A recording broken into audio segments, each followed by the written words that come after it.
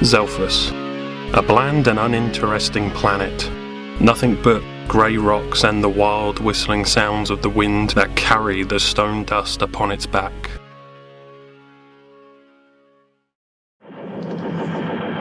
The Doctor, a short ginger man with a bohemian sense of dress, is teleported onto the planet without his consent.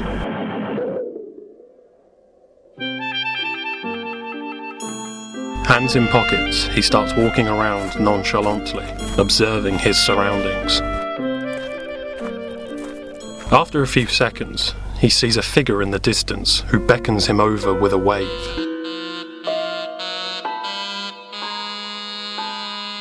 The Doctor walks over to them.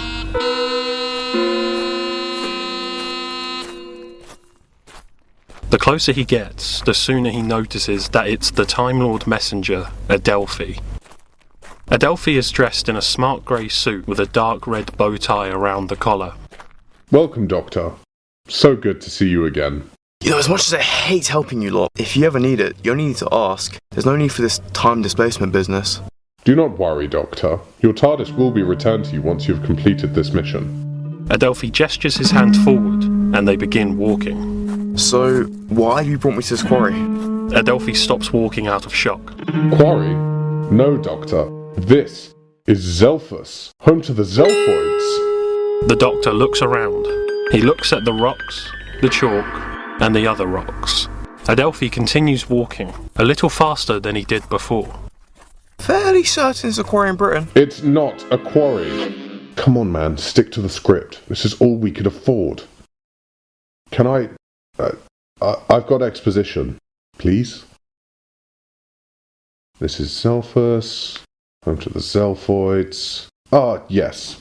And home also to a very special individual, Red Sam, a renowned scientist. While searching the future of the timeline, we Time Lords discovered that Red Sam has developed a virus. A virus that can bring the most creative thoughts and ideas of whomever is infected to life. But think if it were to get into the wrong hands. Think if the evilest beings in all the known universe were to infect themselves with it so they could... This could cause intergalactic war. Or worse. It's called FMP 23. The Fragmented Imagination Project 23. Your mission, Doctor, is to find Red Sam, apprehend the virus, and take it to the vault on Gallifrey. A deadly virus and evil scientist? Sounds like just another Tuesday for me. Not quite evil, Doctor. Red Sam does not know the power he holds. It was made to help individuals, but somehow went wrong along the process. Wrong? How so? That we do not know. It appears that part of the timeline has been wiped from the Matrix on Gallifrey. How convenient. Alright, I help you lot, but this is the last time, okay? The Doctor points at Adelphi to emphasise his statement. Adelphi chuckles slightly, knowing that the Time Lords will, inevitably, call for the Doctor's help again at some point. You will find your companion over that way, Doctor. Adelphi gestures his hand. The Doctor looks to the direction where Adelphi pointed to, and begins walking. Oh, Doctor! The Doctor stops and turns back to face Adelphi. Good luck. The fate of the universe is in your hands. When isn't it? You lot could help out once in a while, you know. Adelphi is taken back by the Doctor's harsh tone, and scratches the back of his neck out of embarrassment. Oh, I'm suddenly being called back to Gallifrey. Oh, it seems so urgent. Adelphi slowly begins to teleport. And I was so into the idea of helping you as well. Oh no. Oh no. The Doctor scoffs. I thought not. Typical of the Time Lords. Let him do all the work so they have someone to blame if anything goes wrong.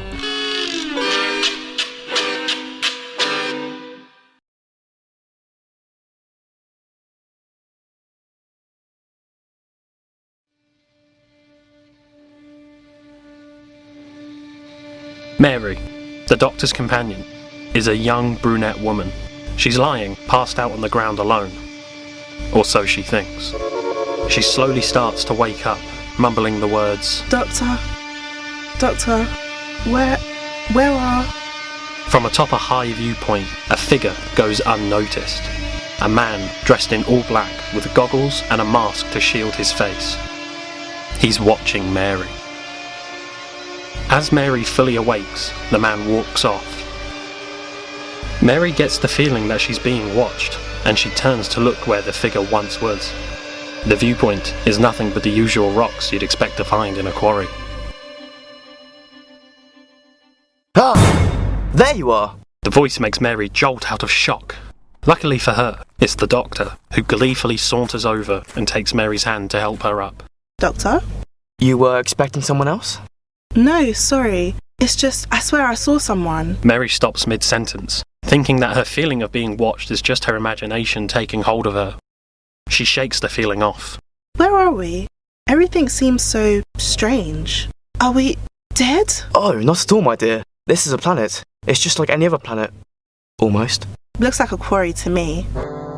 So where are we? And how did we get here? Well, my dear, we have been temporarily displaced from our natural timeline.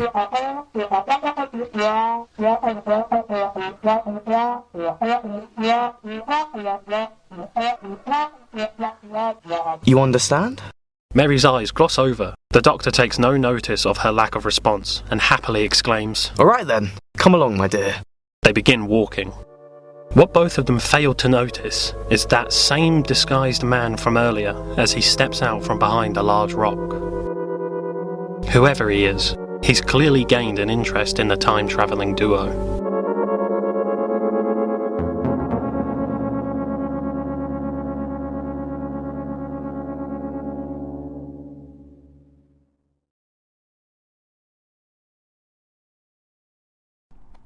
The Doctor and Mary have been walking for some time now, and the Doctor has explained to Mary what they've been brought to this planet to do.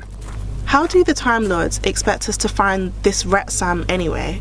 Oh well, that's where this will come in handy. The Doctor reaches into his pocket and pulls out a device. It looks like a silver tube. And what is that? You do ask a lot of questions, don't you? It is all I'm good for. This, my dear, is a sonic screwdriver. The Doctor presents the screwdriver outwards for Mary to see. It can do just about anything the plot requires it to do. And what does the plot require it to do now? Scan for any traces of landing patterns. He fiddles with the screwdriver, adjusting its settings. After a few seconds, it begins to beep, indicating it's found something.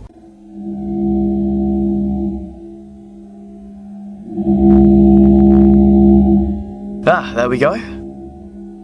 The Doctor spins around a few times, pointing the screwdriver in multiple directions until the beeping becomes consistent. This way.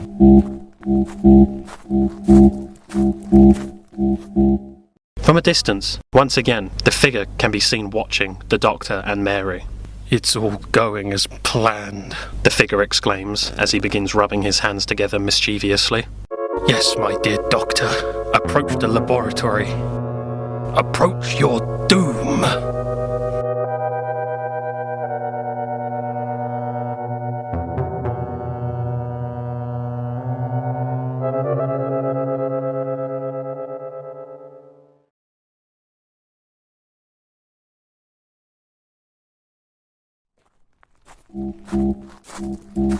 The Doctor and Mary are still following the screwdriver's directions. The beeping is gradually growing the closer they get to Retsam's ship. Mary is looking around. She still can't fully shake the feeling of being watched.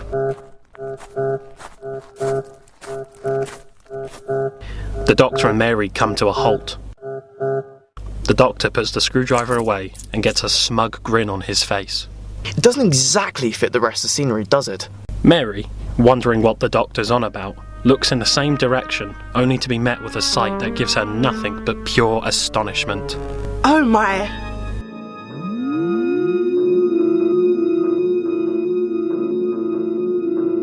An incredibly large, silver, rectangle ship sits smack dab right in the middle of the barren wasteland of the planet. There's 4 giant thrusters attached to the ship's body, 1 thruster for each side.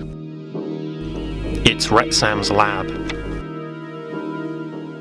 The Doctor and Mary look at each other in relief. They're one step closer to being done with their mission. The doctor gets that grin again. The feeling of not knowing what's waiting for them in that lab excites him to his core. Not far now. The doctor proceeds towards the ship. Mary stays, still in shock by the ship's sheer size. She snaps out of it and runs to catch up with the doctor. As the pair get closer to the ship, a platform folds out to act as a ramp for them to walk up.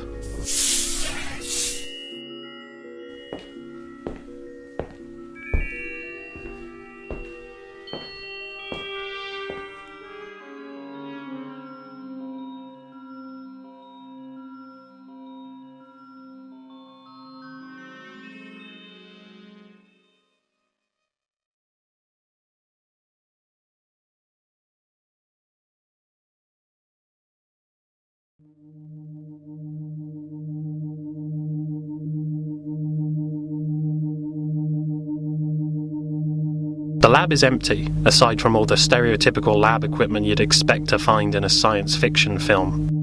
Massive computers, bubbling glass beakers, test tubes, and an assortment of noises. Think Victor Frankenstein's lab with a Star Trek twist. The Doctor and Mary enter with a sense of disappointment. There's nobody here. Must be on his break.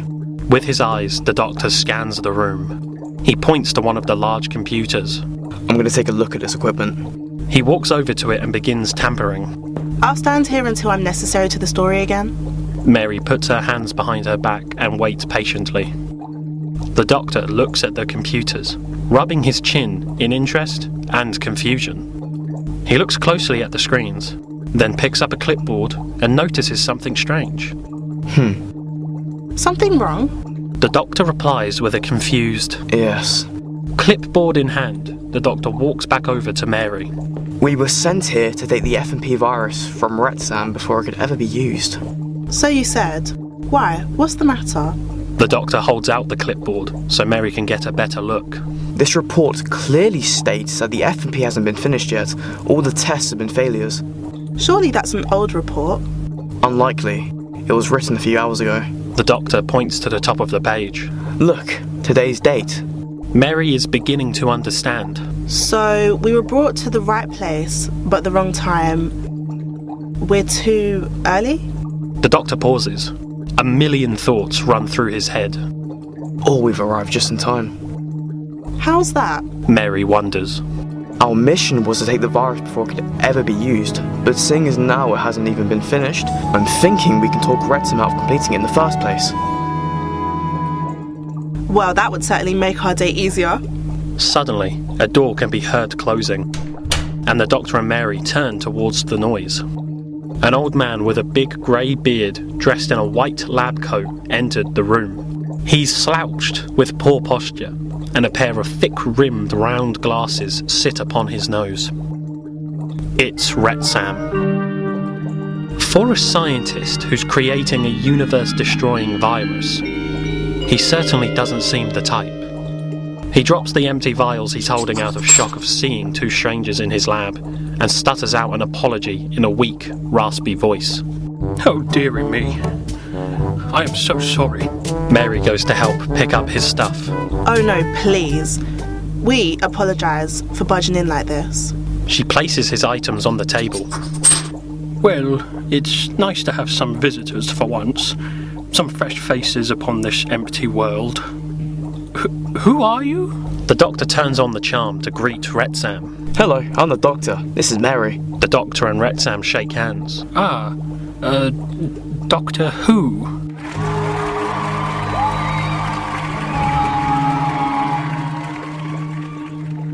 Quite so. Oh, well, please, feel free to hang around, but do forgive me. I have to return to work. Retsam walks over to his main computer. Yes, well, your work is the reason why we're here. Retsam pauses out of confusion. Oh, rest assured, I don't need any help. I'm quite the master at science. I'm sure you are the master. At science. But I'm afraid you don't understand the consequences of your work.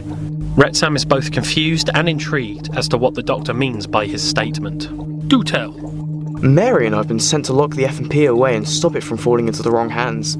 I have it on high authority that the entire universe could be at stake if even one drop of it goes to the wrong person. Retsam pauses and turns away in sadness. Oh, He sits down and stares blankly. Mary places her hand on his shoulder. We understand how heavy that sounds. oh, my dear. You really don't understand. I'm sorry? I am dying. Mary puts her hand over her mouth in shock. I'm afraid I failed to see the relevance. Retsam chuckles and jokes. For a doctor, you have poor bedside manner. Myself and my people contracted an undiscovered disease. There isn't even a name yet. I mean, why do you think the planet is so bare? I was thinking budget reasons. But go on. As I'm sure you know, the idea of the FMP was to be able to bring whatever you think of to life. I planned to create the FMP, inject myself with it, and then hopefully conjure up a cure for the disease. I failed countless times, and I don't have long left. But I suppose, to save the universe, these failures are for the best. I'll shut down production immediately. Hold on. Mary says as she pulls the doctor aside. Doctor, we can't allow this man to die. He may be the master of science. But so are you. Couldn't you help him make the FMP? Cure him, then we can leave and take it with us. So no one causes mass destruction in the future? The doctor contemplates for a moment. The doctor looks at Retsam, a sad and lonely man, the last of his species. The doctor nods his head in agreement with Mary. You're right, my dear. The doctor walks over to Retsam. All right, Retsam. I'll help you. Retsam stands up quickly and aggressively shakes the doctor's hand. Oh, brilliant! Oh, thank you, thank you!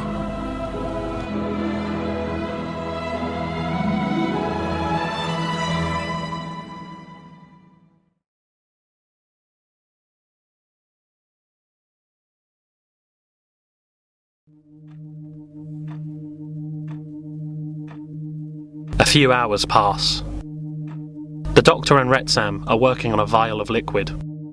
The doctor adds in a few drops of clear liquid to it. There. That should do it. He states confidently. In the vial sits a red liquid. The FMP. The FMP is completed. Retsam carefully takes the vial and holds it up in amazement. Extraordinary. Doctor, I can't thank you enough. There's really no need. You just get to curing yourself and Mary and I will be off. Retsam walks over to a table as the doctor walks over to Mary. Mary looks at the doctor and smiles. Retsam goes to reach for a syringe, but subtly moves his hand to reach for something else. Honestly, Doctor, you really shouldn't have. Retsam's voice now sounds younger with a stern tone. Retsam turns towards the doctor and Mary. Doctor! Mary calls for the doctor's attention, and he turns swiftly to Retsam, who is now holding a gun in their direction. What are you doing, you madman? Retsam removes his glasses and tears off his beard to reveal a black goatee underneath. Master. Mary grabs hold of the doctor's arm for comfort. Who's the master, Doctor? With a hint of betrayal and anger, the doctor replies, An old friend of mine. As I was saying, my dear Doctor, you really shouldn't have. Now I possess the universe's deadliest weapon. I can bring kingdoms to ruin, destroy realities. I can do anything I wish, all with a single thought. The master pauses. But first, he raises his gun towards the Doctor and Mary. I give you one chance, Doctor. Obey my will and join me. Never! You're insane, and I will stop you. You sound so sure about that. Of course I do. It's my name on the show. Very well, my old friend. You leave me no choice. I will destroy you.